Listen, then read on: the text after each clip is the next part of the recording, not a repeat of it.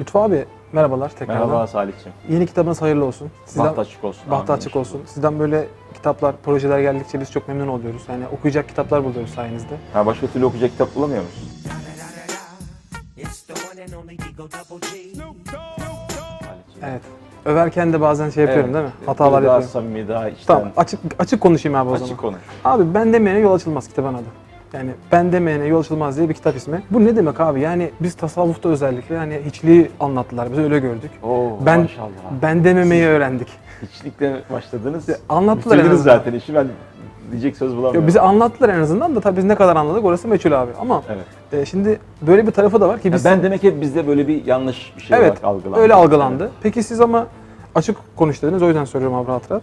Ama siz dediniz ki ben demeyene yol açılmaz. Bu ne demek abi? Ben demek hakikaten iyi bir şey değil. Yani ben diyen insana kimse iyi niyetle bakmaz. Hoşuna da gitmez. Fakat fakiri pür taksir, fakiri pür taksir, hakir gibi böyle bir takım ifadeler kullanana da böyle herkes bıyık altından tebessüm eder. Oradaki mana, yani ben demek meselesi ciddi anlamda bir aslında tefekkürü davet eden bir hatırlatmadır. Nasıl bir hatırlatma? Bizim kalu bela dediğimiz, hepimizin bir arada olduğumuz o Eles bezminde Rabbimiz Teala ve Tekaddes Hazretleri'nin bize sorduğu bir soru var. Ben sizin Rabbiniz değil miyim? Biz de diyoruz ki, evet sen bizim Rabbimiz.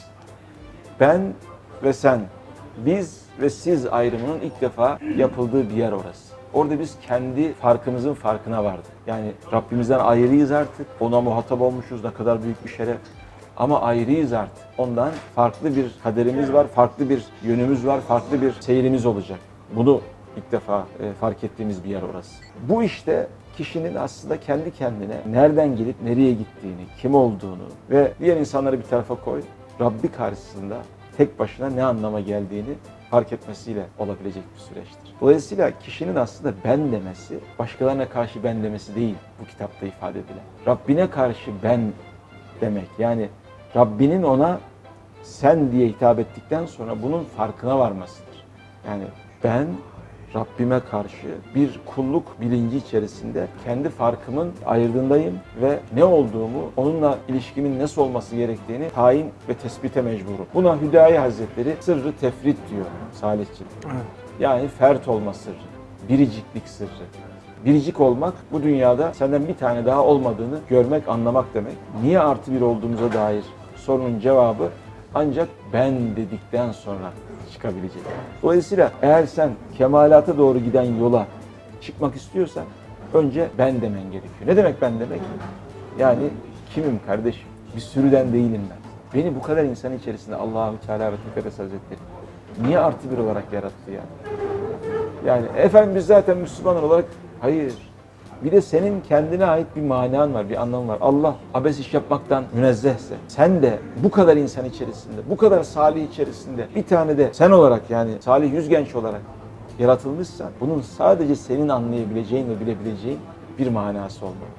Dolayısıyla bunu anladığımız andan itibaren biz kemalata giden yolu kat etmeye başlıyoruz. Ben diyerek yol açılır, sen diyerek kat edilir. Yolun sonunda o dersin ve iş biter. Eyvallah abi. Başka sorularım da vardı ama artık yani sorma cesareti gösteremiyorum abi. Çünkü bizim Sen ben dersen evet, yol açılır. Ama demezsen biz dersek abi. biz demek hakikaten önemli bir şey. Çünkü İyyâke na'budu ve İyyâke nestaîn. Malum Fatiha suresine geçen ancak senden yardım ediler ve ancak sana ibadet ederiz. Biz diyoruz orada. Benliğini idrak edememiş insanlar bizi oluşturamazlar. Benlik, yani kişinin kendi farkına varması, cemaat olması gerekliliğine dair, biz olması gerektiğine dair bilincin ilk adımıdır. Son bir şey söyleyeyim bu konuyla ilgili. Hep benliği aşmaktan bahsederler. Gerçekleştiremediğin şeyi aşamazsın. Nokta.